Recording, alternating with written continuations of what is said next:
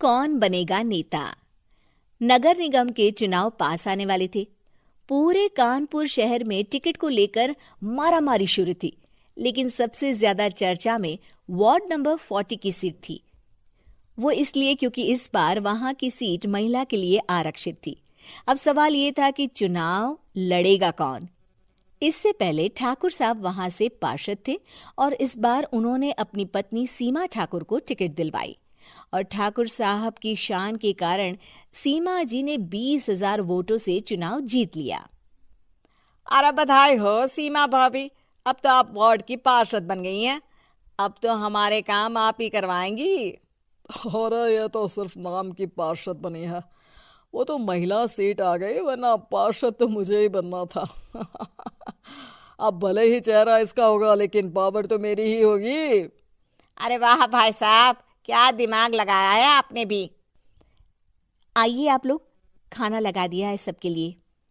सीमा जी पार्षद बन चुकी थी, फिर भी उनकी एक ना चलती। सारे काम ठाकुर साहब खुद ही संभाल लेते और जहां जरूरत पड़ती वहां सीमा जी का अंगूठा लगवा लेते। सीमा जी ज्यादा पढ़ी लिखी भी नहीं थी। एक दिन ठाकुर साहब और सीमा एक प्रोग्राम में जाते हैं। अरे ठाकुर साहब, आप आ गए। ओहो, पार्षद मैडम भी आ गई है।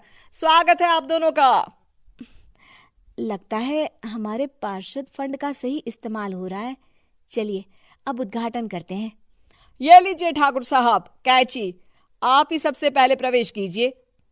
सब लोग आगे निकल जाते हैं और सीमा जी पार्षद होने के बावजूद भी पीछे खड़ी रह जाती हैं। वो देखती हैं कि वेलकम बोर्ड पर उनका नाम है, लेकिन महिला होने के कारण कोई उनका सम्मान नहीं कर रहा। अगले दिन एक आदमी उनके घर आता है। अरे ठाकुर साहब नमस्कार। कल ना हम नोटिस किए कि हमारा घर तो अवैध है और नगर निगम वाले उसे तोड़ने आ रहे हैं। अरे कुछ कीजिए ना ठाकुर साहब। देखो भाई, मैं तो ज्यादा कुछ कर नहीं सकता, पर अगर तुम सबकी जेब गर्म कर दो तो कुछ हो सकता है। कुल मिलाकर 4 लाख लगेंगे। अरे 4 लाख ठाकुर साहब?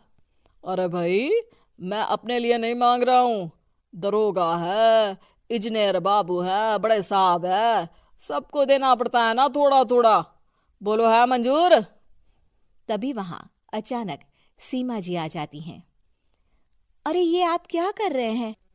पहले इन्हीं लोगों से तो आपने वोट मांगे, अब इनसे ही पैसे ले रहे हो।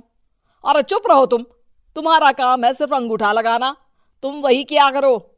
मुझे दूसरे काम तुम मत सिखाओ, समझी? और तुम ना जाओ, अब पैसे लेकर आओ, वरना जेसीबी किसी भी वक्त आती होगी। सब कुछ ऐसे ही चलते रहता है।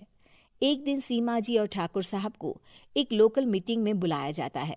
वहां पर कई और अधिकारी लोग भी मौजूद रहते हैं। अब मैं चाहूंगा कि ठाकुर साहब हमारे बीच 2 शब्द कहें। मेरे प्यारे भाइयों और बहनों, आज मेरा सौभाग्य है कि मैं आप सबकी सेवा दिन रात कर पा रहा हूं। आपने मेरी पत्नी को भारी मतों से जिताया है, इसलिए मैं आप सभी का शुक्रगुजार हूं। मैं आप सबसे वादा करता हूं कि हमेशा की तरह हमारे वार्ड में किसी को कोई तकलीफ नहीं आने दूंगा। सभी लोग तालियां बजाने लगते हैं।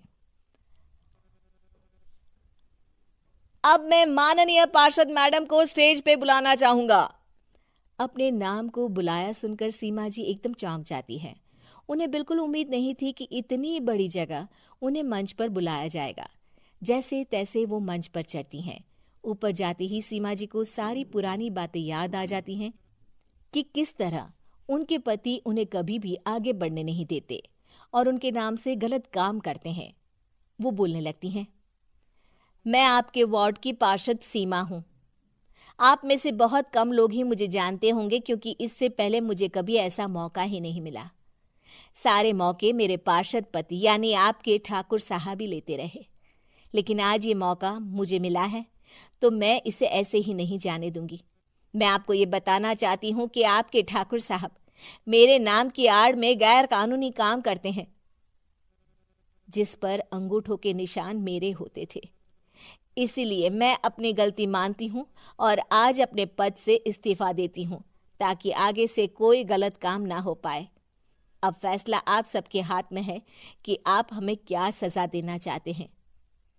सीमा जी की बातें सुनकर ठाकुर साहब के चेहरे का रंग उड़ जाता है और वो शर्म से मुंह नीचा करके वहां से चले जाते हैं और पद से इस्तीफा देकर ही सही सीमा जी अपने आप में आत्मविश्वास महसूस करती हैं।